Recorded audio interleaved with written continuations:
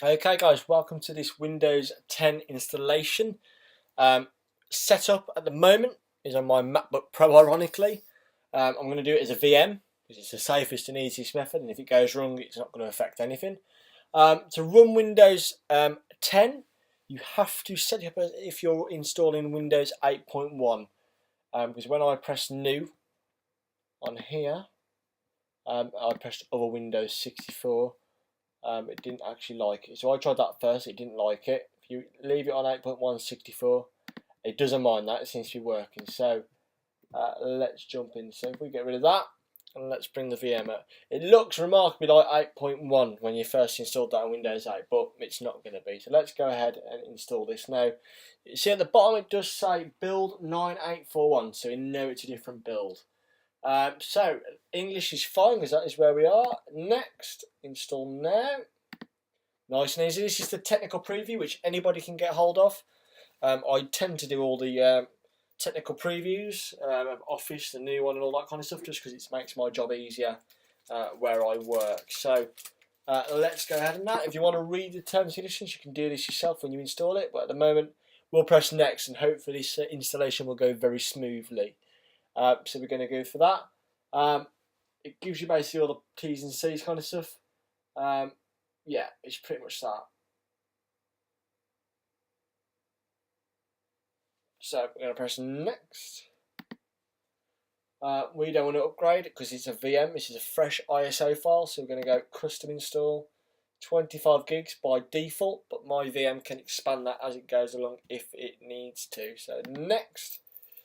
And there we go, we are copying files. It should be really quick this, because it's just going from an ISO file on my SSD straight into this VM, which has more than the capability running on an i7 and a solid state drive. So that's going to crack on just there, guys. I won't bore you with watching the percentage go up because it can differ.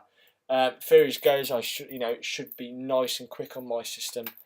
As I say, it's solid state and i7, so it's got plenty of speed. It's going up quite nicely.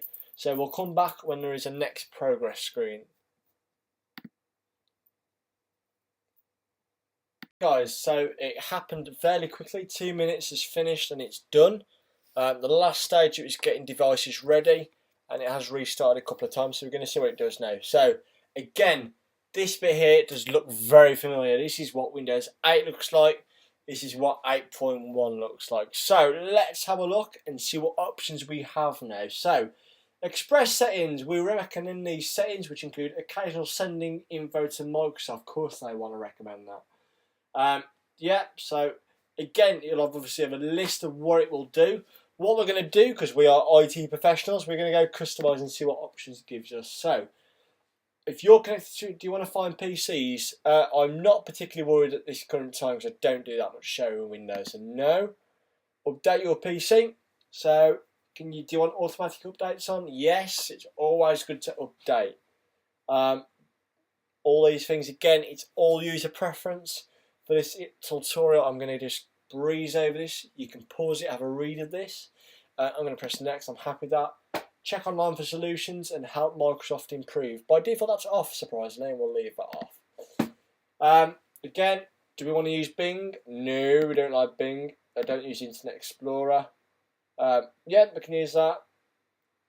No. No. That'll do. So again, we'll press next. So, checking your internet connection. Now this is going to bounce because currently I have no connection. I'm not on my Wi-Fi at this current time. So let me just turn my Wi-Fi on. I normally plug in use an Ethernet cable for this bit. So let's check our Wi-Fi connectivity. Checking your internet connectivity. This could take a minute.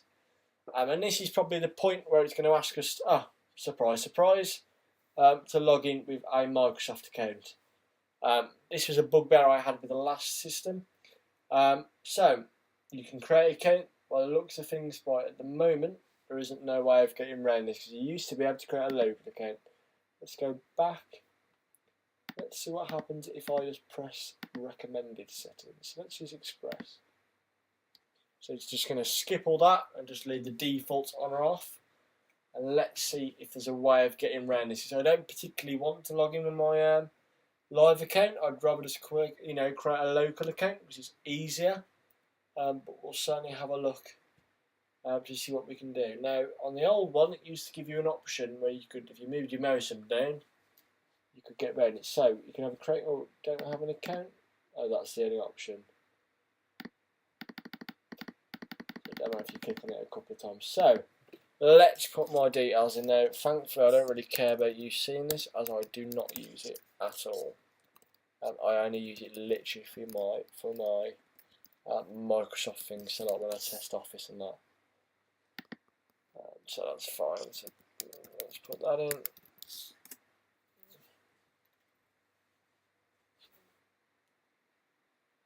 I'm just going to skip that again just for time saving. That's just going to pull my information down and then start restoring apps I've downloaded, which there isn't a great deal. We'll set this up. I have got a Surface, but again, I don't really use that. So set this up as a new PC. Next, OneDrive again. I don't use that, so I'm not particularly fussed about this bit. But for you guys who use OneDrive quite a bit, I use iCloud just because I'm an Apple man. But I'm not going to use that because I don't need it.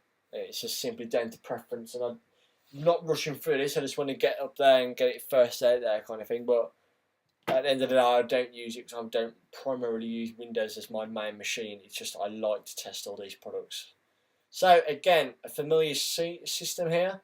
Let's see what's going to happen, because on the old one, this is when it would start introducing the charms bar and telling you to swipe from the right. But it's probably not going to do that because that has now disappeared as far as I'm aware, but I'm sure we'll find out once we get into this system. So you can get new apps from this store. This is probably going to be like a very basic slideshow telling us what Windows 8 can do. And again, we'll leave this on, so it shouldn't take too long as it being a solid state drive, but we'll find out. So you can get new apps from the store. Now, Windows 10, one of the big drives for it is all about the App Store. So they're really heavily trying to invest in the App Store, because with Windows 8 and 8.1, there isn't a great selection of apps on there, nowhere near of what Apple have and stuff like that. So I think this is a great step in the right direction, I think, for a lot of users, and a lot of users will be very pleased to see this new system. Working in the industry I hear a lot of complaints about Windows 8, and I have to be impartial, and I can't disagree or agree. Now, on a personal level, I don't particularly love Windows 8. Now, I don't use it, so it doesn't bother me. I use Mac as a primary system at home, and then when I do get to work, we use Windows 7 Professional, so I don't really have to endeavour into it. It's not something I would choose to download and buy and use as my primary system, but if I use it for half an hour, 45 minutes, it doesn't really bother me. So, do I think it was a mistake? I do personally. I think it was a very big change for a lot of users, and the Windows market is a very set in their ways kind of market. So there we go. So let's start and let's see what we're presented with. So no Metro screen, that has gone. You can see a nice couple of new icons. So down here we've got we have our new Explorer, which is nice, very nice. And here is the biggest talking point, which is your start button. So let's press this, and wow, pretty nice, I must admit, quite impressed. It's a great combination between the start menu and the tile system, which again I'm not a fan of, but it's here to stay. So as you can see, it pulls in your information here. So that's me, Danny. We've got a power button up here instead of down here on Windows 7. I'm guessing, yeah, we can move these around as we please. By the looks of it, we can expand probably to the right hand side when we get more apps. We right click on it, we can uninstall, resize. So if we go wide, yep, I did think that would happen. It's going to basically allocate it to the right, and obviously depending on how much screen real estate you have, that will kind of take it from there. I'm just going to try and install the VM editions, see if this will work on Windows 8. So let's go into the File Explorer. This will be a good chance to go into the File Explorer and have a look. Bit of a delay there, but it's probably because it's doing lots of things in the background. Yeah, pretty nice. Again, it looks very similar, but some improvements, which is always nice. So we've got local disk C or disk PC. Yeah, there's my CD, which will then install everything. So let's go for AMD 64. Yes. So again, you know, some elements of Windows 8 are still here. Speed of Windows 8 is still there. Okay, no, it's going to bounce, so that's fine. So I'll have to update that at some point. But no, so let's welcome to the tech preview. Let's see what this icon does. So we're launching an IE, a nice looking IE at that, and yeah, there we go. Basically a couple of videos, and that was the main video which brought us to here. So far, guys, it's looking pretty nice. So documents and that's nice to have that there. But again, this is all customizable. You'll be able to customize it yourself. The Explorer's had a bit of a touch around. So home group, local DC, network. Obviously that's my PC. It's probably going to find certain other things in the network now. It should if it's doing a search. Downloads, OneDrive. Again, OneDrive has been heavily incorporated into this now. And this PC, strange name, but that's what I want to choose. So yeah, that's been a really quick look at Windows 10 installation. I must say on the spec I've got, it runs very quick and very smooth.